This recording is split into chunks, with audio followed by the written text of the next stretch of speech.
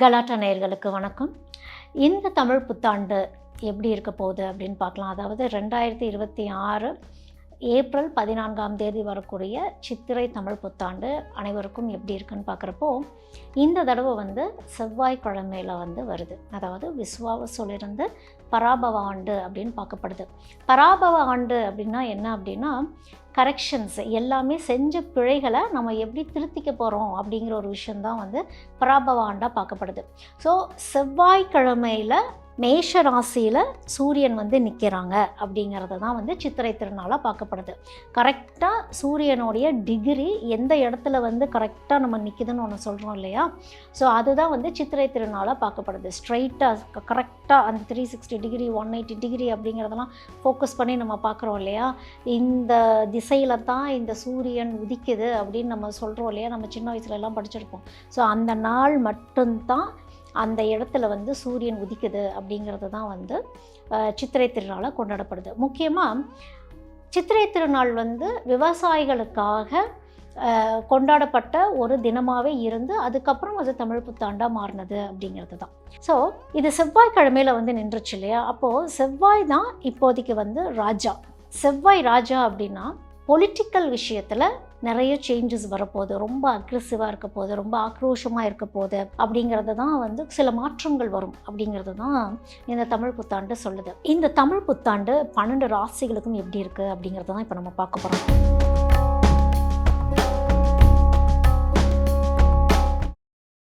Darling AC திருவிழா, இந்தியாவிலே குறைந்த மாத தவணையில் ஏசி.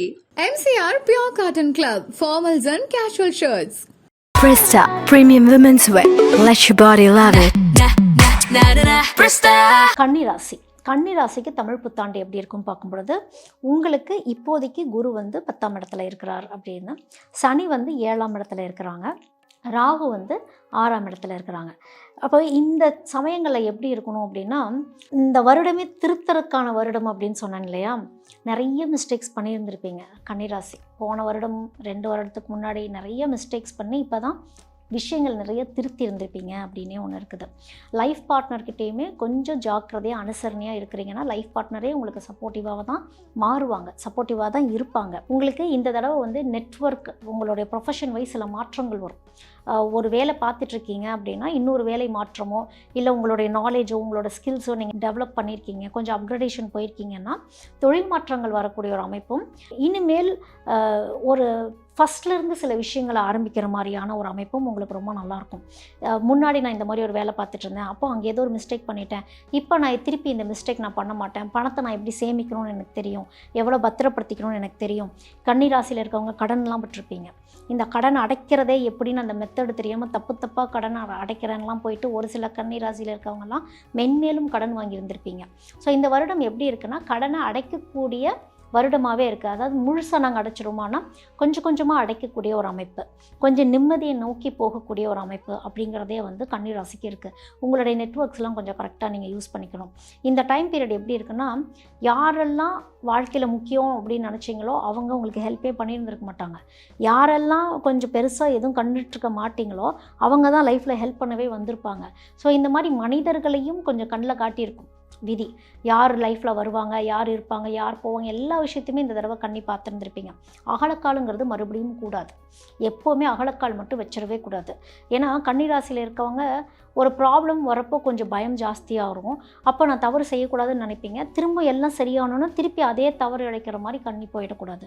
ஸோ அதில் ரொம்ப கவனமாக இருந்துக்கணும். ஏன்னா உங்களுக்கு க்ரோத் பீரியட் வரக்கூடிய டைம் பீரியட் வந்துருச்சு. இந்த வருட கடைசியிலிருந்து நிறைய மாற்றங்கள் உங்களுக்கு இருக்குது. இன்னும் சொல்லப்போனால் ஒரு ஆகஸ்ட் மாதத்துலேருந்தே சில விஷயங்கள் எல்லாமே உங்களுக்கு கிளியர் ஆக ஆரம்பிச்சிடும். ஒரு ஸ்டெப் பை ஸ்டெப் ஒரு க்ரோத் அப்படிங்கிற மாதிரி தான் கன்னிராசிக்கு இருக்குது. உங்களுக்கு 7ல் சனி இருக்கிறதுனால இப்போ பார்ட்னர்ஷிப் அப்படிங்கிற ஒரு விஷயம்லாம் வருது அப்படின்னா, நல்ல மெச்சூர்டான ஒரு பார்ட்னர் வராங்களா, பிஸ்னஸ் ரீதியாக நீங்கள் யாராவது வராங்கன்னா அந்த பிஸ்னஸ் பார்ட்னர் கொஞ்சம் மெச்சூர்டு பர்சனாக இருக்கணும், கொஞ்சம் விவரமானவங்களாக இருக்கணுங்கிறது தான் ஒன்று. அதே மாதிரி லைஃப் பார்ட்னர் சூஸ் பண்ண போகிறீங்க அப்படின்னா அவங்களுமே கொஞ்சம் மெச்சூர்டான ஒரு லெவலில் இருக்கிறாங்களா, உங்களை பார்த்துக்கிற மாதிரி இருக்காங்களா, அந்த மாதிரி தான் நீங்கள் லைஃப் பார்ட்னரும் சூஸ் பண்ணுற மாதிரி இருக்கணும். இவங்க ரொம்ப இன்னசென்ட்டாக அவங்கள நான் தான் பார்த்துக்கணும், அவங்கள நான் தான் வழி நடத்தணும் அப்படின்னா அங்கே தான் கிளாஷஸ் வரும். ஏன்னா எக்ஸ்பெக்டேஷன்ஸ் அப்படின்னு ஒரு விஷயம் வரப்போ கண்ணி பொதுவாகவே ஒரு பெர்ஃபெக்ஷன் பார்க்குறீங்கன்னு வச்சுக்கோங்களேன். அந்த பெர்ஃபெக்ஷன் உங்களுடைய ஆப்போனண்ட்டில் இருக்கவங்களுக்கும் புரியணும். என்ன மாதிரியான ஒரு பர்ஃபெக்ஷன் நீங்கள் எதிர்பார்க்குறீங்க, உங்கள் ஓட்டம் வேறு மாதிரி இருக்கும், அவங்க ஓட்டம் வேறு மாதிரி இருக்கும். ஸோ இந்த மாதிரி விஷயங்கள் எல்லாமே பேலன்சிங் பண்ணக்கூடிய ஒரு வருடமாகவே தான் இந்த தடவை வந்து கன்னிராசிக்கு இருக்குது. இப்போ கலைத்துறையில் இருக்கவங்க, இப்போ தொழில் அமைப்பில் இருக்கவங்களுக்குலாம் நல்ல அங்கீகாரம் வரக்கூடிய ஒரு இடத்துல தான் இருக்கீங்க. இப்போ பொலிட்டீஷியன்ஸ்லாம் இருக்கீங்க அப்படின்னா எல்லாத்துக்கூடையும் சமநிலையாக இருந்து, அதாவது இப்போ கவர்மெண்ட் ஜாப்ஸ்லாம் எடுத்து நீங்கள் பண்ணுற மாதிரி ஒரு லெவல்லேருந்து நெக்ஸ்ட் லெவல் போகக்கூடிய ஒரு அமைப்பு. இப்போ சில பேர்லாம் வந்து பாலிடிக்ஸில் நிற்கணும், எங்களுக்கு பாலிடிக்ஸ் நல்லா வருமா அப்படின்னா வரக்கூடிய அமைப்பு நல்லா இருக்குது, கொஞ்சம் ப்ரொமோட் ஆகி வரக்கூடிய ஒரு அமைப்பு. அதுலேயே ஏதாவது கவர்மெண்ட் ரிலேட்டடாக ஏதாவது ஜாப் எடுத்து செய்கிற மாதிரியான ஒரு விஷயங்கள், கொஞ்சம் இறங்கி நீங்கள் வேலை பார்க்குறது, இந்த மாதிரி விஷயங்கள்லாம் நீங்கள் பண்ணுறீங்க அப்படின்னா உங்களுக்கு அந்த வகையில் க்ரோத் அப்படிங்கிறது ரொம்ப நல்லாயிருக்கு. ஃப்ரண்ட் ஃபேஸிங்கை விட உள்ளே இருந்து கொஞ்சம் ஐடியா கொடுத்து கொஞ்சம் அவங்களோட ஐடியாலஜியை யூஸ் பண்ணுற மாதிரியான விஷயங்கள்லாம் இருக்குன்னா பொலிட்டீஷியன்ஸுக்கு உங்களுக்கெல்லாம் வந்து அது கரெக்டாக போகும் உங்களுக்கு. இந்த வருடம் வந்து கன்னிராசிக்கு பொதுவாகவே பார்த்தா, கன்னிராசி ரொம்ப கவனமாக வெயிட் பண்ணிகிட்ருக்க விஷயமே என்னென்னா, எங்களுக்கு ப்ரொஃபஷனல் லைஃப் எப்படி இருக்கும் அப்படிங்கிறது தான். நல்ல ஒரு பிரேக் த்ரூ, நல்ல ஒரு க்ரோத், அதை நோக்கி தான் கன்னிராசி போக போகிறீங்க. அதில் எந்த மாற்றமும் கிடையாது, க்ரோத்தாக தான் இருக்குது. விநாயகர் வழிபாடு ரொம்ப அவசியம். கேது, ஏன்னா கேது நிறைய பாடங்கள் உங்கள் வாழ்க்கையில் சொல்லி கொடுத்துருப்பாங்க பொழுது விநாயகரையே பிரதானமாக வச்சு வழிபாட்டு முறைகள் நீங்கள் பண்ணும் பொழுது கையில் கூட ஒரு விநாயகர் வச்சுக்கிறது, அப்பப்போ விநாயகர் நாமம் கேட்குறது, விநாயகர் பற்றி ஜபிக்கிறது, விநாயகர் மந்திரங்கள் கேட்குறது, லைஃப் ஸ்டார்ட்ஸ் வித் விநாயகருங்கிற மாதிரியே நீங்கள் இருந்துட்டிங்கன்னா ப்ரொடெக்ஷன் அப்படிங்கிறது அபரிதமாகவே வந்து கன்னிராசிக்காரங்களுக்கு இருக்கும். இந்த தடவை சந்திரன் இருக்கக்கூடிய அமைப்பு, சந்திரன் தான் வந்து விவசாயத்தை சொல்லும், விவசாயத்துடைய நிலைமைகள் என்ன அப்படிங்கிறத சொல்லும். விவசாயம் செழிக்கும், அதே நேரத்தில் விவசாயம் சம்பந்தப்பட்ட விஷயம், அதாவது பொருளாதார ரீதியாக சில ஏற்ற இறக்கங்கள், அந்த மாதிரி விஷயத்தையும் நம்ம பார்க்க போகிறோம். உணவுக்கு ஒரு சில இடங்களில் தட்டுப்பாடு வரக்கூடிய அமைப்பும். இந்த சந்திரன் இன்னொரு விஷயத்தையும் என்ன சொல்லுன்னா, ஒரு சில இடங்களில் அபரிதமான வெள்ளம் வரக்கூடிய ஒரு அமைப்பு, பூமி பேர்ந்து தண்ணி வரக்கூடிய அமைப்பு. அப்படியே இன்னொரு சைடில் பார்த்தீங்க அப்படின்னா வறண்டு போய் எங்கே தண்ணி வேணுமோ அங்கே தண்ணி இருக்காது, எங்கே தண்ணி தேவையில்லையோ அங்கே அதிகமாக தண்ணி திரண்டு வருது. அப்போ மக்கள் எந்த அளவுக்கு வந்து ஒன்று கூடுறாங்க அப்படின்னு பார்க்குற ஒரு விஷயம்.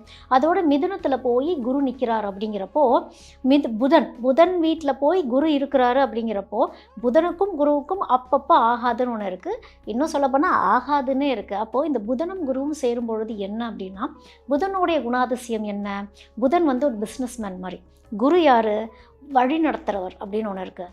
அப்போது படிப்பும் அதோட ஒரு டீச்சர் மாதிரி ஒரு அமைப்பு நம்ம வச்சுக்கலாமே. ஸோ எல்லாத்துக்கும் நம்ம எப்படி நாலேஜை ஷேர் பண்ணுறோங்கிற ஒரு விஷயம் தான். நாலேஜ் அபரிதமாக பரவும் அப்படின்னு தான் பார்க்கணும். இதை வந்து அகெயின்ஸ்டாக பார்க்க முடியாது. அட் த சேம் டைம் புதன் வீட்டில் போய் இருக்கும் பொழுது புதன் நிறைய சர்ப்ரைசஸ் கொடுக்கும்னு நம்ம சொல்லலாம். புதன் பெரும் பங்கும் இங்கே வகிக்கும். இப்போ வந்து யுத்த பூமியாக மாறுங்கிற அமைப்பும் இருக்குது. அதாவது சனி இருக்கக்கூடிய இடத்தையும் நம்ம இந்த இடத்துல பார்க்கணும். சனி தான் இங்கே மிலிட்ரி சேனாதிபதி மாதிரி சனி. அப்போ மிலிட்ரி ஃபோர்ஸஸ் வரும், பார்டர் எல்லாமே வந்து ரொம்ப ஸ்ட்ராங் ஆகும் அப்படின்னே பார்க்கப்படுது. அப்போது சில இஷ்யூஸ், சில பிரச்சனைகள்லாம் வரும் பொழுது எப்படி இந்த புதன் விவரமாக ஹேண்டில் பண்ணுறாங்கன்னு ஒன்று இருக்குது. அப்போ இங்கே குருவோடைய அனுகிரகமும் இந்த இடத்துல ஒரு வேலை பார்த்துட்ருக்கோம் அப்படிங்கிற ஒரு விஷயம் இருக்குது. அதோடு வந்து இந்த குருவோட அமைப்பு அப்படின்னு பார்க்குறப்போ உணவு சம்மந்தப்பட்ட விஷயங்கள், ஃபுட் ப்ரொடக்ஷன் அப்படிங்கிறது அபரிதமாகவே இருக்கும்.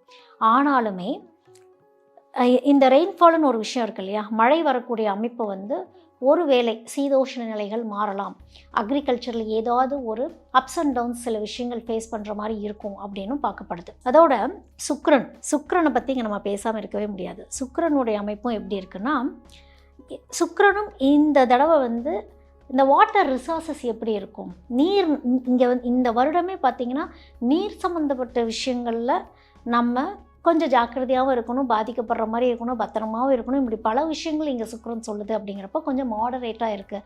அப்போ வந்து தண்ணியை வந்து சுத்திகரித்து நம்ம குடிக்கணும். என்ன தான் நம்ம பியூரிட்டியோட தண்ணி வந்தாலும் அதை சூடு பண்ணி குடிக்கணும், வேஸ்ட் பண்ணிடக்கூடாது. இப்படி நிறைய விஷயங்கள் இருக்குது.